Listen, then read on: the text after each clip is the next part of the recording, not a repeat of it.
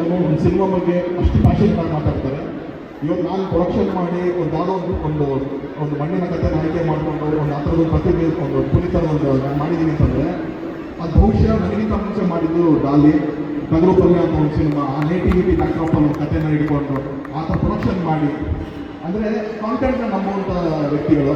So ಅದೆಲ್ಲ ಒಂದು ಕಡೆ ಇನ್ಸ್ಪಿರೇಷನ್ ನಮಗೆ ಆ ಥರದ್ದೆಲ್ಲ ಸಿನಿಮಾ ಧೈರ್ಯ ಅಂದರೆ ಯಾವಾಗ ನಗರೂಪಲ್ಲಿ ಅಷ್ಟೊಂದು ಹಿಟ್ ಆಯ್ತು ನಮಗೆ ಧೈರ್ಯ, ಅವಾಗೆ ನಮ್ಮಲ್ಲೂ ಮಣ್ಣಿನ ಕಥೆಗಳನ್ನ ನೋಡ್ತಾರೆ, ನಮ್ಮಲ್ಲೂ ಅದನ್ನು ಇಷ್ಟಪಡ್ತಾರೆ ಅನ್ನೋದೊಂದು ನಮಗೊಂದು ನಂಬಿಕೆ ಬಂತು. ಆ ಸಾಲದಲ್ಲೇ ಏಳು ಮಲೆ ಬರ್ತಾ ಇದೆ. ಆ್ಯಂಡ್ ಇನ್ನು ನಮಗೆ ಪ್ರೊಡಕ್ಷನ್ ಮಾಡ್ತೀನಿ, ಅವರು ಪ್ರೊಡಕ್ಷನ್ ತಂದಾಗ ನಮ್ಮ ಜೊತೆ ಯಾವಾಗಲೂ ಸಾಥ ನಿಂತಿ ನಮ್ಮ ಮಟ್ನಟ ನಾಗೇಂದ್ರ ಸರ್ ಅವರು US ಇರ್ತಾರೆ.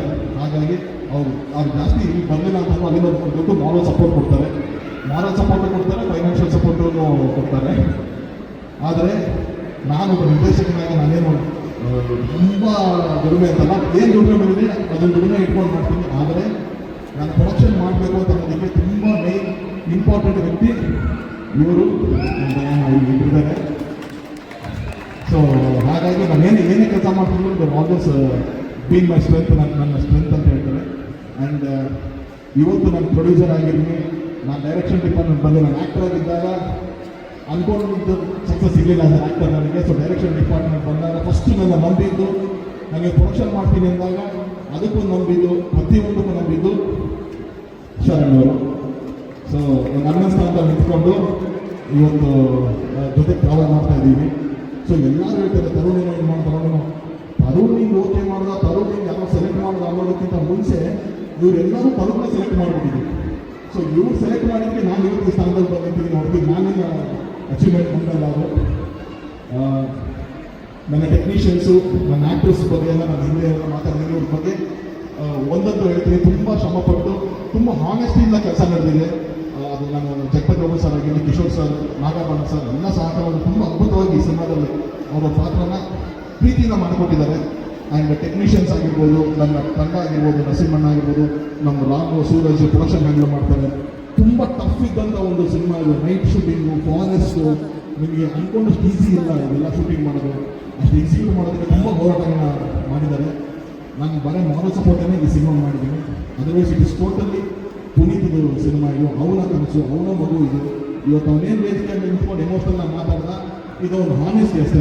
ಇಡೀ ಸಿನಿಮಾ ಮಾತಾಡಿದೆ. ಅವ್ರ ವೈಫ್ ಅವ್ರನ್ನ ಸ್ಟೇಜ್ಮೆಂಟ್ ಕಳಿಸ್ತಾ ನಾನು ಅನಿಸಿದ್ದು, ಬಹುಶಃ ಇದು ಸಿಂಬಾಲಿಕಲಿ ಏನು ಹೇಳುತ್ತೆ ಅಂತಂದರೆ, ನೀವು ನಿಮ್ಮ ಪ್ರೀತಿ ಪಾತ್ರವನ್ನು ಕರ್ಕೊಂಡು ಈ ಸಿನಿಮಾಗೆ ಬನ್ನಿ, ಇದು ಖಂಡಿತವಾಗೂ ನೀವು ಆಚೆ ಹೋಗ್ಬೇಕಾದ್ರೆ ಹೆಮ್ಮೆಯಿಂದ ಹೋಗ್ತೀರಾ. ನೀವು 7 ಮಲೆ ಸಿನಿಮಾ ಅದೇ ಹೇಳುತ್ತೆ, ಲವ್ ಇಸ್ ಅಲ್ಟಿಮೇಟ್, ಲವ್ ಪ್ರೀತಿನ ಪರಮಶ್ರೇಷ್ಠ ಅಂತ ನಾವೇನು ಹೇಳ್ತೀವಿ, ಅದನ್ನು ಹೇಳುವಂಥ ಒಂದು ಸಿನಿಮಾ. ಬಟ್ ಕನ್ನಡ ಇಂಡಸ್ಟ್ರಿ ಹಲವಾರು ಅದ್ಭುತವಾದ ಲವ್ ಸ್ಟೋರಿಗಳು ಬಂದಿದೆ, ಥ್ರಿಲ್ಲರ್ ಫಿಲ್ಮ್ಸ್ ಒಂದಷ್ಟು ಬಂದಿದೆ. ಆದರೆ ಇದು ಬಹುಶಃ ಕನ್ನಡದಲ್ಲಿ ಫಸ್ಟ್ ಟೈಮು ಒಂದು ಲವ್ ಸ್ಟೋರಿನ ಥ್ರಿಲ್ಲರ್ ಮುಖಾಂತರ ಹೇಳ್ತಾ ಇದ್ದೀವಿ. ಎಡ್ಜ್ ಆಫ್ ದ ಸೀಟ್, ನೀವು ಅಲ್ಲೊಂದು ಪ್ರೀತಿ ನಿಮಗೆ ಒಂದು ಎಫೆಕ್ಟ್ ಹಾಕಿದ್ರು ಕೂಡ ಸೀಟಿಂಗ್ ತುದಿ ಕೂತ್ಕೊಂಡು ಆ ಸಿನಿಮಾನ ನೋಡ್ತಾ ಇರ್ತೀವಿ.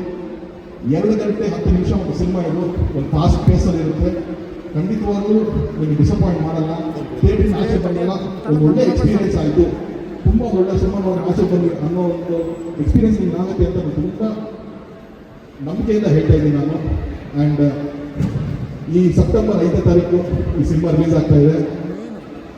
2025 ನನಗೆ ಸ್ಪೋರ್ಟ್ಸ್ ಭಾಳ ಇಷ್ಟ, ಕ್ರಿಕೆಟ್ ಅಂದರೆ ಭಾಳ ಇಷ್ಟ, ಅನ್ನೋದೆಲ್ಲ ಗೊತ್ತು. ಸೊ ಆ ಭಾಷೆ ಹೇಳಬೇಕು ಅಂತಂದರೆ, ಓಪನರ್ಸ್ ಬಂದು ಆಟ ಆಡಿದ್ದಾರೆ. ಅದು ಅವತಾರ ಪುರುಷ ಆಗಿರ್ಬೋದು, ಮಾದೇವ ಆಗಿರ್ಬೋದು, ಯುದ್ಧಕಾಂಡ ಆಗಿರ್ಬೋದು, ಅವರೆಲ್ಲ ಓಪನರ್ಸ್ ಥರ ಬಂದು ಒಂದು ಓಪನಿಂಗ್ ಸ್ಟಾರ್ಟ್ ಕೊಟ್ಟೋದ್ರು. ಮಿಡ್ ಆರ್ಡರ್ ತುಂಬ ಇಂಪಾರ್ಟೆಂಟ್ ಆಗುತ್ತೆ. ಯಾಕಂತಂದರೆ ಮತ್ತೆ ಎಂಡ್ ಆಫ್ ದಿ ಇಯರ್ಗೆ ಪವರ್ ಹಿಟರ್ಸ್ ಅಂತ ಹೇಳ್ತೀವಿ, ಬಂದು ಒಂದು ಇಡೀ ಗೇಮ್ನ ಚೇಂಜ್ ಮಾಡ್ತಾರೆ. ಲಾಸ್ಟ್ 20 ಓವರ್ ಇರ್ಬೇಕಾದ್ರೆ ಬಂದು ಮ್ಯಾಜಿಕ್ ಮಾಡಿಬಿಡ್ತಾರೆ ಪವರ್ ಹಿಟರ್ಸ್ ಅಂತ. ಬರೀ 6 ಓವರ್ ಹೊಡಿತಾರೆ. ಆ ಥರ ನೆಕ್ಸ್ಟ್ ಇದೆ ನಮಗೆ. KD ಇದೆ, ಪ್ರೇಮ್ ಸರ್ ಅವ್ರದ್ದು KD ಇದೆ. 45 ಅಂತ ಶಿವಣ್ಣ ಒಪ್ಪಿಸರ್, ರಾಜ್ಬಿ ಶೆಟ್ಟಿ ಅವ್ರ 45 ಇದೆ. ಗಣೇಶ್ ಅವ್ರದ್ದು ಲ್ಯಾಂಡ್ ಲಾರ್ಡ್ ಇದೆ. ಡೆವೆಲ್ ಅದು. ಸೊ ಪವರ್ ಹಿಟರ್ಸ್ ಇದ್ದಾರೆ ನಮಗೆ. ಲಾಸ್ಟ್ ಅಕ್ಟೋಬರ್, ನವೆಂಬರ್, ಡಿಸೆಂಬರ್ಗೆ ಕಾಂತಾರ 2 ಇದೆ. ಸೊ ಪವರ್ ಹಿಟರ್ಸ್ಗಳು ಅಲ್ಲಿದ್ದಾರೆ. ಮಿಡ್ಲ್ ಆರ್ಡರ್ ಚೆನ್ನಾಗಿ ಒಂದು 25 ಓವರ್ ಚೆನ್ನಾಗಿ ಸ್ಕೋರ್ ಮಾಡಬೇಕು. ಸೂಪ್ರಮ್ಸ್ತು ಒಂದು ಶುರು ಮಾಡಿದೆ. 7 ಮಲೆ ಖಂಡಿತವಾಗಿ ಜವಾಬ್ದಾರಿಯುತವಾಗಿ ಆಟ ಆಡಿ ನಾವು ಅದನ್ನೇ ತಗೊಂಡೋಗಿ ಪವರ್ ಹಿಟರ್ಸ್ಗೆ ಕೊಡ್ತೀವಿ. ಖಂಡಿತವಾಗ್ಲೂ ಈ ವರ್ಷ 2025 ಬೇರೆ ಭಾಷೆಯವರಿಗೆ ಕನ್ನಡ ಸಿನಿಮಾ ಮತ್ತೆ ಕಣ್ಣಿಗೆ ಕಾಣಿಸೋ ಥರ ನಾವು ಖಂಡಿತವಾಗ್ಲೂ ಮಾಡ್ತೀವಿ. ಯಾವುದು ನಾನು ಲಾಸ್ಟ್ ಟೈಮ್ ಹೇಳಿದ್ದೀನಿ, ಇವಾಗಲೂ ಹೇಳ್ತಾ ಇದ್ದೀನಿ, ಕನ್ನಡ ಚಿತ್ರರಂಗ ಚಿನ್ನದ ಗಣಿ ಇದ್ದಂಗೆ. ಅದನ್ನ ಸರಿಯಾದ ಎಕ್ವಿಪ್ಮೆಂಟ್ಸು, ಸರಿಯಾಗಿ ಸಲಕರಣೆಗಳಿದ್ದು ನೀವು ಮಾಡಿದ್ರೆ, ಒಳ್ಳೆ ತಂಡ ಇಟ್ಕೊಂಡು ಅದನ್ನು ಮಾಡಿದ್ರೆ ನಿಮಗೆ ಚಿನ್ನ ಸಿಗುತ್ತೆ.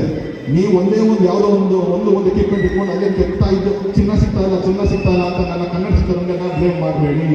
ಕನ್ನಡ ಚಿತ್ರರಂಗದ ಒಳ್ಳೆ ಕಾಂಟೆಂಟ್ ಕೊಟ್ಟರೆ ಖಂಡಿತವಾಗ್ಲೂ ಜನ ಕೈ ಹಿಡಿದಿದ್ದಾರೆ, ಇನ್ನು ಮುಂದೇನೂ ಕೈ ಹಿಡಿತಾರೆ. ಸೊ ಆ ಸಾಲಲ್ಲಿ 7 ಮಂದಿ ಸೇರುತ್ತೆ. ಈ ಸಿನಿಮಾ ನಿಮಗೆಲ್ಲ ತೋರಿಸ್ಬೇಕು ಅಂತ ಭಾಳ ಎಕ್ಸೈಟೆಡ್ ಆಗಿ ನಾನಿದ್ದೀನಿ. ಒಬ್ಬ ಪ್ರೊಡ್ಯೂಸರ್ ಆಗಿ ನೀವು ತುಂಬ ಎಕ್ಸೈಟೆಡ್ ಆಗಿದ್ದೀನಿ. ಇದೊಂದು ಎಕ್ಸ್ಪೀರಿಯನ್ಸ್ ನೀವು ಮಿಸ್ ಆಗಬಾರ್ದು ಅಂತ. ಸೊ ಸೆಪ್ಟೆಂಬರ್ 5ನೇ ತಾರೀಕು ಕರ್ನಾಟಕದಾದ್ಯಂತ 7 ಮಲೆ ಬರ್ತಾ ಇದೆ. ಆ ಮಾದಪ್ಪನ ಆಶೀರ್ವಾದ ಜೊತೆಗೆ ನಿಮ್ಮೆಲ್ಲರ ಪ್ರೀತಿ ಈ ಸಿನಿಮಾ ಮೇಲೆ ಇರಲಿ ಅಂತ ಕೇಳ್ಕೊತೀನಿ. Thank you so much. Sonal ಅವರು ದಯವಿಟ್ಟು ವೇದಿಕೆ ಮೇಲೆ